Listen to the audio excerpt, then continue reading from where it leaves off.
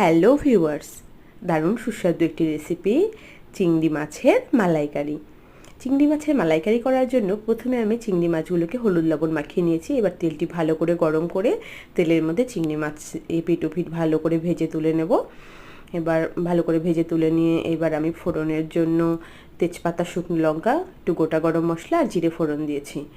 এবার ফোড়নটি একটু ভালো করে হয়ে আসলে তখন আমি কেটে রাখা একটু বড় বড় করে পেঁয়াজ কেটে রাখা এই পেঁয়াজগুলো দিয়ে দিলাম। একটু ভাজা ভাজা হয়ে গেলে এবার আমি মশলাটা রেডি করে নিচ্ছি।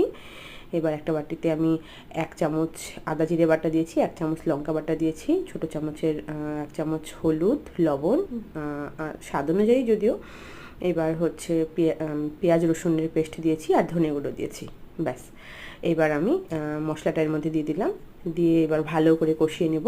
এবার আমি একটু কাজু বাদাম বাটা দিয়েছি, খুব ভালো করে কষিয়ে নিচ্ছি।